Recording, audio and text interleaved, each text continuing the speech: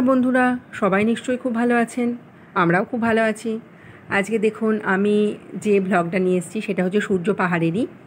সূর্য পাহাড়ের একটা সাইড, আরেকটা সাইড আমি কিন্তু অবশ্যই আপনাদের আগেই দেখিয়েছি, যেটা হচ্ছে দ্বিতীয় কাশী বলে, যেখানে অনেক শিবলিঙ্গ আছে। আপনাদের পুরোহিত মশাইয়ের মাধ্যম দিয়েই আমি আপনাদেরকে শুনিয়েছি বা দেখিয়েওছি।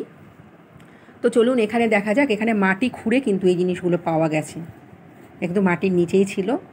যারা প্রত্নতত্ত্ববিদ নৃতত্ত্ববিদ আছে তারাই কিন্তু মাটি খুঁড়ে এগুলো পেয়েছে, আর এটা কিন্তু ASI-এর আন্ডারে আছে। আর এখান থেকে যে মূর্তিগুলো পাওয়া গেছে সেগুলোও কিন্তু মিউজিয়ামে আছে।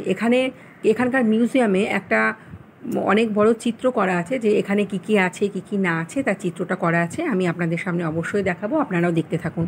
তার আগেই বলি, আমার চ্যানেলটা যদি আপনাদের ভালো লাগে অবশ্যই লাইক, শেয়ার, কমেন্ট করবেন।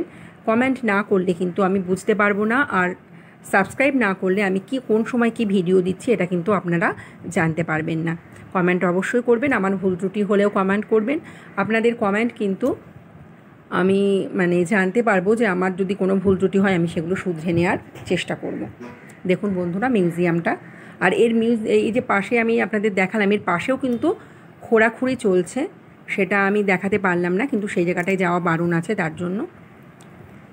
তো দেখুন এইটাই কিন্তু পুরো আদরেই কিন্তু এখানে আসলে কিন্তু পুরোটাই আপনারা দেখতে পারবেন। আর মিউজিয়ামে কিন্তু এই জিনিসগুলোই আছে। আর এখানে নাকি কোনো রাজা কোনো কারিগর দিয়ে এই মূর্তিগুলোকে বানাতেন, সেগুলো নাকি বাইরে বিক্রি করা হতো, এটুকুই শুনেছি সিকিউরিটিদের মাধ্যমে। যারা এখানে থাকে তারা তো, যারা বড় বড় মানুষজন আসে তাদের সাথে তো তাদের একটু কথাবার্তা তো তারা বুঝতেই পারে, কিংবা তারা জানেই, তাদের কাছ থেকেই আমি শুনেছি, আপনাদেরও জানালাম এটাই। তো কোন রাজা কি রাজা সেটা আমি জানতে পারিনি, ওই জন্য আপনাদের সামনেও আমি এটা বলতে পারলাম না।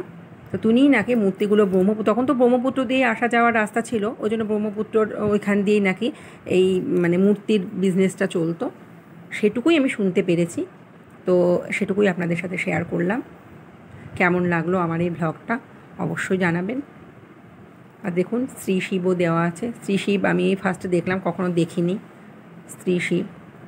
তো এখানে লাইটের একটু সমস্যা ছিল বলে আমি পুরোটা হয়তো আপনাদের প্রপার দেখাতে পারলাম না। ধন্যবাদ।